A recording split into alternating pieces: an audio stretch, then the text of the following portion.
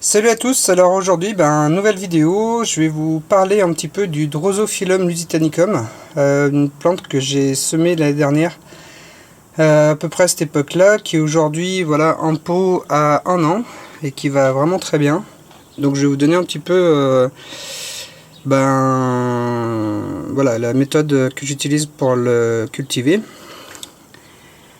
Alors il y a plusieurs techniques, j'ai essayé plusieurs fois, j'ai essayé dans un premier temps de poncer les graines, de les faire bouillir, de les faire tremper.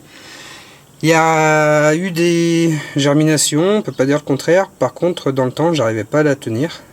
Et sur les conseils de Rémi et d'Arthur, qui font partie de Dionéora avec moi, voilà, j'ai réussi à avoir ce Drosophilum. Alors en fait sa culture, voilà, elle est dans un pot en terre cuite avec une coupelle assez haute. La coupelle doit mesurer bien 10 cm. Pot en terre cuite, donc ce que j'ai fait, j'ai semé directement dans le pot définitif pour éviter toute transplantation. Là, chaque fois que j'ai tenté une transplantation, même en pensant avoir réussi, en prenant le maximum de terre, de pas bouger le système racinaire, à chaque fois ça a avorté. C'est-à-dire qu'au bout d'un mois à peu près, la plante continue à pousser, au bout d'un mois elle noircissait et elle mourait. Donc en fait là ce que j'ai fait, j'ai semé directement dans le centre du pot. Alors j'ai dû faire une petite poquée de 4-5 graines. Et une fois que ça a levé, j'ai fait en sorte d'en laisser plus qu'un seul au centre. Bon après vous verrez autour il y a quand même 2-3 petites graines qui étaient tombées par-ci par-là. Voilà que je laisse parce que bon c'est pas forcément trop moche.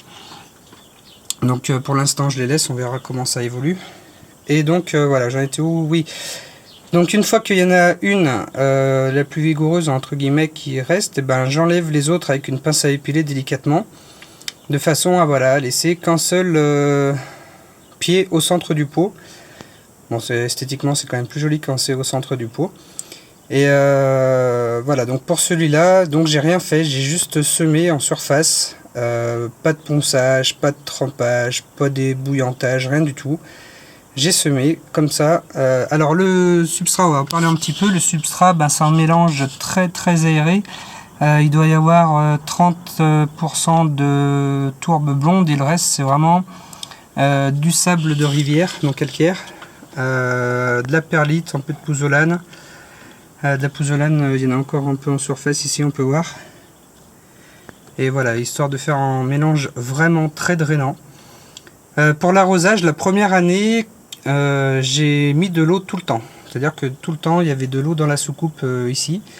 Là, cette année, là, il y a l'exemple, là, c'est-à-dire que c'est sec, là, il n'y a plus d'eau, je vais pouvoir en remettre. Et en fait, ça va être ça. Ça va être, pour les autres années à venir, remplir la soucoupe jusqu'à hauteur et pas remettre d'eau tant que il n'y a pas eu un petit passage au sec.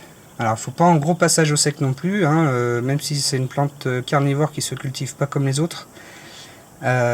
Pour rappel, elle vient du Portugal, donc des régions qui sont quand même très sèches, il ne pleut pas tous les jours là-bas. Donc voilà, il lui faut un petit passage au sec, mais pas trop non plus. Donc la technique, ça va être de remettre de l'eau que quand il n'y en aura plus dans la soucoupe. Voilà. Que dire d'autre? L'exposition, l'exposition ce sera le maximum plein soleil. Là ce Drosophilum a passé l'hiver en serre froide sans protection aucune. Pour l'hiver il est quand même préféré d'éviter trop l'humidité, donc soit vous... Alors moi il était vers la porte de la serre ne ferme pas l'hiver. Donc ce qui fait qu'il y a toujours un petit courant d'air, ce qui évite à la plante de souffrir trop d'excès d'humidité. C'est vraiment un des points sensibles. Après pour la chaleur, elle est vraiment pas sensible du tout. Donc voilà, vous pouvez l'exposer en plein soleil, ou vous pouvez aussi la mettre dehors pour éviter les risques de moisissure. Pour l'exemple, pour le dehors, on va aller dans la tourbière, dans ma petite tourbière à l'extérieur, où j'ai fait aussi du semis directement sur la tourbière, comme ça j'ai jeté des graines à la volée et ça a vraiment très bien pris. Donc là je vous fais voir un petit peu les drosos qu'il peut y avoir dans la tourbière. Voilà, donc ils n'ont pas été protégés du tout cet hiver, ils sont à exposition plein soleil. Ils ont passé un bon hiver. Alors là, le truc, c'est qu'on a eu un hiver quand même relativement très doux. Mais en cas de grand froid, je pense que j'y mettrai un petit P17, je sais pas. Là, la question s'est pas vraiment trop posée cette année. Mais à voir sur les prochains hivers, mais là pour l'instant, voilà. Alors désolé, ça a coupé. J'avais pas vu que j'étais limité en temps. Donc je disais oui, les tourbières c'est détrempé, mais en surface ça reste, voilà, ça reste trempé, mais pas dans l'excès.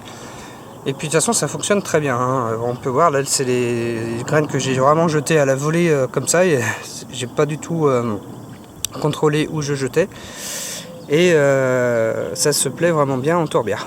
Voilà, donc vous pouvez essayer les deux techniques. Je dis pas que ma technique c'est la meilleure, mais chez moi elle a eu le mérite de marcher. Voilà, donc j'ai fait 4 ou 5 essais avant d'y arriver. Là cette année j'espère avoir 2-3 fleurs pour avoir quelques graines. On verra. Je sais pas si Drosophyllum fleurit dès l'âge de ses 2 ans. Mais bon, si c'est pas cette année, ce sera l'année prochaine. Et puis on va voir comment ça tient dans le temps. Mais bon, pour l'instant, ça a passé un été et un hiver de façon très correcte. Voilà, voilà.